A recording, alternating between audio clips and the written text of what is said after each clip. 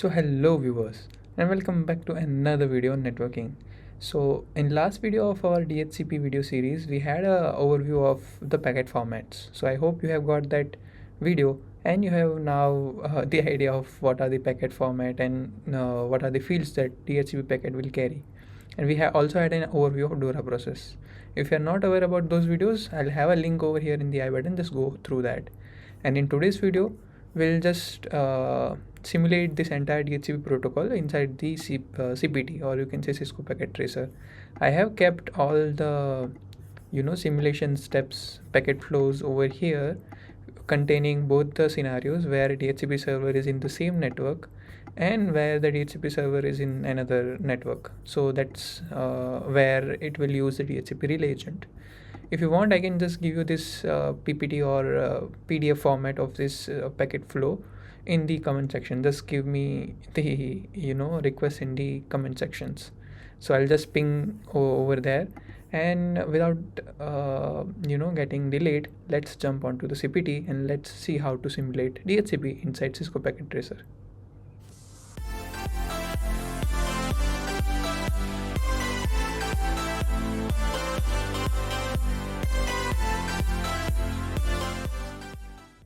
So with that, we are over here in the Cisco Packet Tracer, and you can see this is the blank screen that you will need for your Cisco Packet Tracer simulation. We will first add, so we'll start by adding, let's say, two end devices. Then we'll add one switch which is called 2945024, which is Cisco switch with 24 ports. Then from this here end devices we'll add one server. So here we'll create a dedicated DHCP server, but in most of the scenarios now in real worlds where we have our router, or where we have the devices from where we connect from where we fetch the SSID and get connect to our Wi-Fi through Wi-Fi from our mobile phone or from our any of the devices, we have that device only running DHCP service. So just to simulate those conditions, we have kept the DHCP server over here for better understanding and stuff. So now let me connect the devices and we'll meet you after that. So now we have the setup ready over here to simulate. We have this switch which is connected to these two end devices and to the server which we will configure for DHCP service.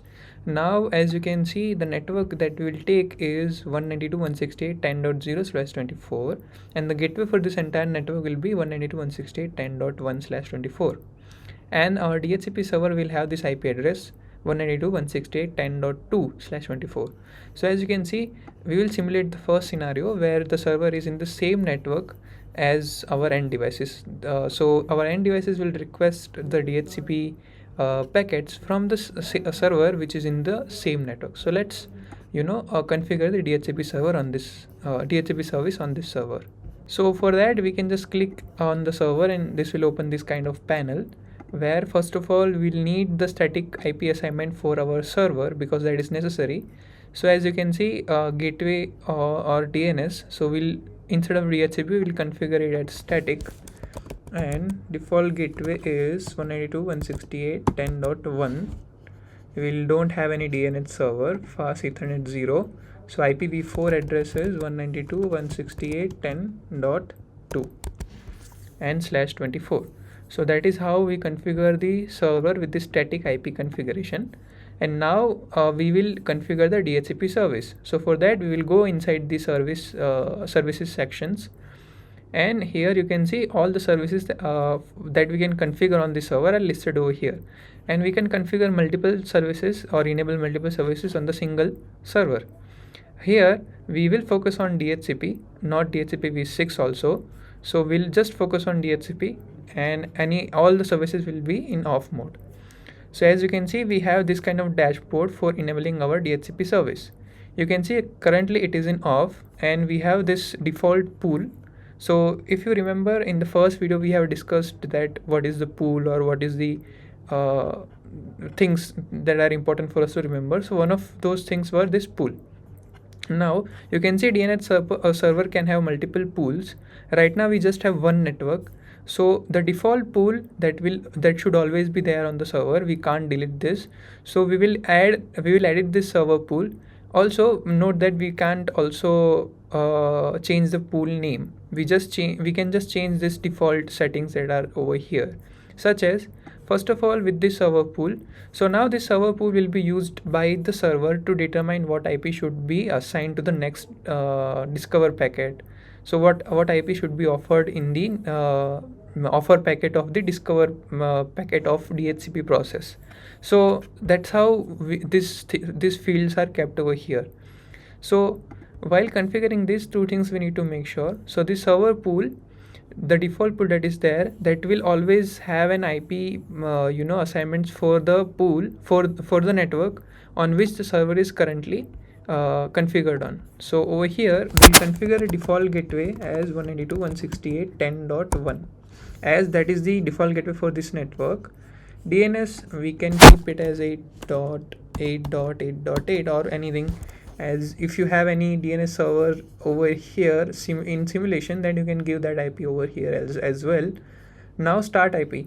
So as 1 is assigned, 10.1 is assigned to gateway and 10.2 is assigned to your DHCP server, we'll choose the start IP address from 10.3. Subnet mask is /24. Maximum number of users, let's keep it 3. Let's keep it as 2, just to simulate what will happen if the maximum number of users will exceed. We'll observe that also. TFTP server, we can just keep these fields as it is, and we can click on save. So as you can see, the changes are saved, and we now have default gateway, DNS, IP, start IP, and all the things are configured.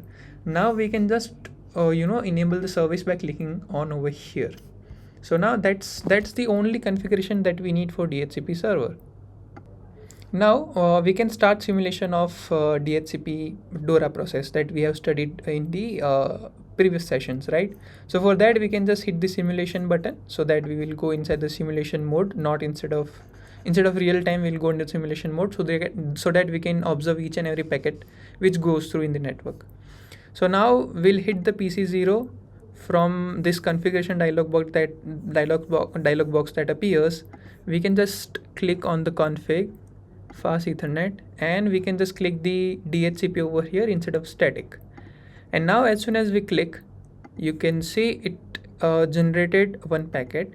We can click on the packet to see what fields are there and how the packet is formed. So you can see we can observe the packet flow starting from the layers, and if you click on the outbound PDU details, you can see the packet format as well. Now if you click on OSI model, you can see the how the logic is used. So first you can see at layer 7, the DHCP client constructs a discover packet and sends it out. And as you can see on layer 4, it says the device encapsulate the PDU into UDP segment. So as we know that DORA process works with the UDP protocol. So the port doesn't have any IP address. The packet payload is DHCP UDP segment. The device set the source address to the 0 IP address. The destination IP address is in the same subnet. So the device sets the next hop to destination. So as we know that we don't have the source IP, so the source IP will be all 0 and destination IP will be broadcast. So that's it. And as you can see, the next hop IP address is broadcast. The ARP process sets the frame destination MAC to broadcast, and the device encapsulates the PDU into Ethernet frame. So that's how the logic is working, and at last fast Ethernet 0 sends out the frame. And we can observe the DHCP discover packet over here. So as you can see, these are the importance fields that we have studied in the packet formats. So you can see the key fields over here, and that's the discover packet. Now let's see what happens to the packet. So as you can see, it is sent from the fast Ethernet 0. Now as it is broadcast packet, the switch will broadcast to all the ports except from where it has been received. So it will ignore this port and it will send this to these two ports, right? As you can see, this will reject the packet, saying that the packet destination IP matches the device, saying that there is no service running on this port, the device drops the packet.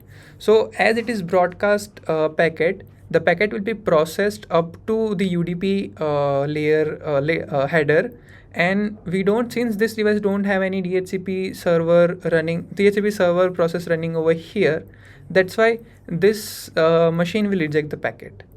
Now as you can see, this server has prepared this green colored packet, which is ARP request, or as you can read over here, the ARP process construct the request for target IP address. The device encapsulates the PDU and Ethernet frame. Now why this server is sending an ARP request? So we can observe that from over here. As you can see, the process starts the next ping request. The ping across creates ICMP echo request and the destination IP address in the same subnet. So the device starts in next hop. So now this server will try to find the IP address that is allocatable. So the first IP address that is allocatable is 192.168.10.3.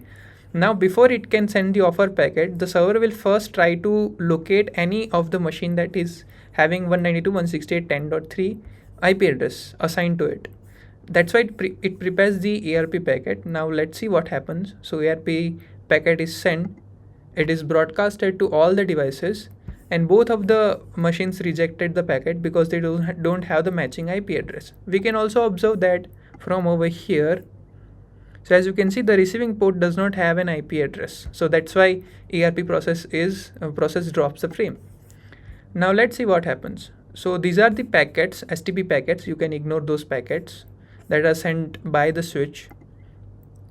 And soon the ARP request timer that is running on the server will expire. As you can see, the timer has been expired. You can also see the message over here. And let us see what is this packet. So again, it is trying to send an ARP packet because there might be cases that the network is congested. So that's why it sends the second packet. Okay, but it doesn't send the second packet. So over here, as you can see, this packet is DHCP offer packet. As you can see, this is DHCP offer packet, and you can see all the details are filled up, and it is server is trying to assign an 10.3 IP address to the discover packet for this which was sent from this PC0. Now it is also broadcast, that's why it will be broadcasted. Now this machine will reject the packet because it doesn't have the destination MAC address. Okay, so the destination MAC was all F. That's why it is going. So it is being accepted at the layer 2, but soon it will say that the DHCP packet client process it. DHCP packet is not destined to this host. That's why it is dropped, because there was no DHCP discover packet that was sent from this PC1. That's why this machine will reject the packet, and this machine will accept the packet. And as you can see, all the logic you can see from OSI model. And as you can see, in the reply of offer message, this machine will prepare an DHCP request. So you can see it from over here. The DHCP client receives an offer packet and construct and send out a request packet. So this is an inbound packet. So this was an offer packet that was sent by the server, and in reply of that, this machine is preparing an request packet. And as you can see, it is requesting 10.3. These are the fields that are filled by this machine. And now let's see what happens. So this is again also in broadcast message. Switch will send out to all the ports. This machine again will reject the packet because there is no DHCP server process running over here. This DHCP server will process the frame, and as you can see, the DHCP server sends out an acknowledgement packet to the host. So you can observe all the flows over here, that how the packet is being processed, and you can also observe the inbound and outbound. So you can see in inbound, the server is getting a DHCP request packet, and in outbound it is providing an acknowledgement packet. And now let's see what happens. So this is again in broadcast message. So that's why the switch will broadcast the packet. And as you can see, this machine has just received the DHCP acknowledgement. So As you can see, the DHCP client receives an acknowledgement packet and sets the IP address configuration. And now we can observe this green colored packet, which is gratuitous ARP packet that we have sent, because now this, as soon as this machine will get the IP address, it will let all the devices in the network knows that I have received this packet, and everybody will, in their ERP table will update the MAC address with the IP address pair. And now we can go to real time and we can check the IP configuration. So as you can see, 192.168.10.3, and the settings, we can see the gateway is 10.1 as per the configuration that we have given in the server. Now in the real time, we can just click and hit over here DHCP, and we can see it has got the default gateway 10.1 and IP address 10.4. Now we can attach another device and we will see that how that. So as you can see, for the experimental purposes, we have kept the number of devices 2 over here. Now since we don't have the third the ability for the server to assign an IP address to the third user, so let's see what happens when we send the discover packet from this machine over here that we just attached. So for that, we'll just click fast forward, enter the simulation mode, click on the PC2 config, and from fast Ethernet we'll click DHCP.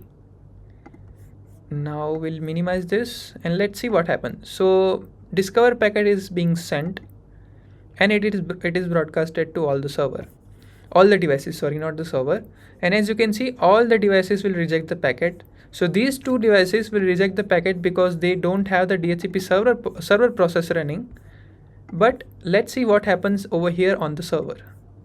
So as you can see, we move up to the DHCP server process application layer, and let's see these logs. So it says the packet is DHCP packet, the DHCP server process it, the DHCP server received the DHCP discover packet, the DHCP server does not have an existing binding to this host.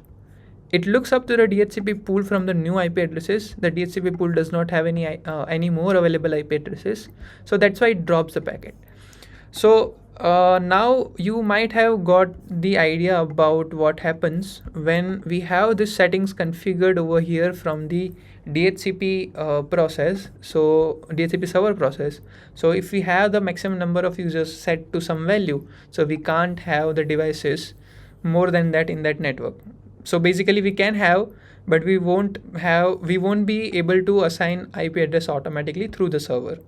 So I think that's it for today's video. We have got the idea about how to simulate the DHCP protocol inside Cisco Packet Tracer for just one scenario where the server is in the same network for all the devices that are in the for all the end devices that are in the same network. In later videos, we'll also simulate the protocol, the DHCP, same protocol DHCP, where we'll study the second case where the DHCP server is in this another network. So where we'll put the router over here, we'll put another switch over here, and some other end devices, and we'll try to get the dynamic IP address, so DHCP, through the DHCP for this end devices that are in the different network from this DHCP server. So that's it for today's video. We'll meet in the next one. Till then, keep learning and keep exploring.